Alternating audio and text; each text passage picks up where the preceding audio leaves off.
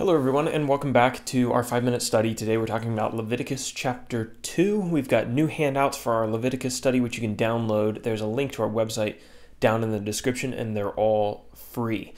So as always, let's talk about the when. When did the events of this chapter take place? And I'll just let you know that this is not going to change hardly at all throughout the book of Leviticus, but I wanted to include it just to be comprehensive. So if you're doing these studies every day, you might get tired of hearing this, but I think it's important to have it on the handout for people who are just coming in and studying one chapter, grabbing one PDF off of the website. So when did these events happen? Leviticus picks up right where Exodus left off. The tabernacle has now been erected. The children of Israel are on their way from Egypt. They went to Mount Sinai. Then they're going to go up to the land of Canaan, which was the promised land. So with all these things in play, we can estimate that this happened right around 1490 BC. That would have been 1 year after the children of Israel left Egypt. And then we have our new section, our definitions. We have some interesting terms that you might not be familiar with in this chapter, so let's define some things. The first one is frankincense. Now, you probably have heard about this before somewhere. If you can remember, this was one of the gifts that the wise men brought to Jesus at his birth. Frankincense is an aromatic resin that is harvested from a variety of trees known as the boswellia tree. And it has been used for generations to make incense and perfume. It has a very nice smell to it. And then we have the term the first fruits. You'll see this a bunch in the first 5 books of the Bible and even in the New Testament. First fruits in the Bible refers to the first crops of an annual harvest. Okay, now let's break this chapter down into some sections. The first section, verses 1 through 7, discusses the different types of grain offerings. So in addition to sacrificing animals, which we talked about in chapter 1, the Israelites could bring offerings of grain to the tabernacle to sacrifice to the Lord. And God specified the way that this grain was supposed to be prepared depending on the way that it was cooked. So that's what verses 1 through 7 discuss, and I'll just read these to you. If the grain was uncooked, it was to be ground into fine flour and brought to the priest with oil and frankincense on top of it.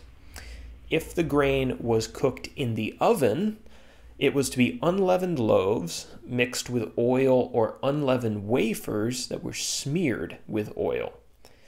If the grain was cooked or baked on a griddle, it was to be cooked with oil.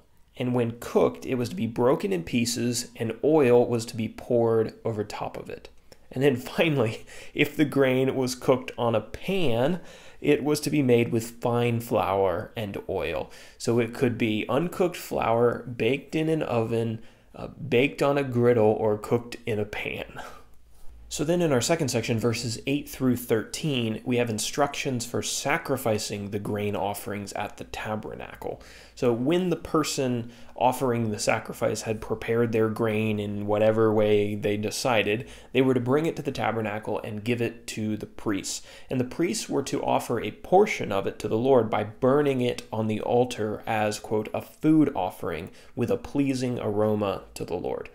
The remaining part was to be kept by the priests. The grain offerings were prohibited from including any leaven or any honey. Leaven and honey were not to be burned on the altar as food offerings. And then finally, we are told that all of the grain offerings were supposed to be seasoned with salt before they were sacrificed.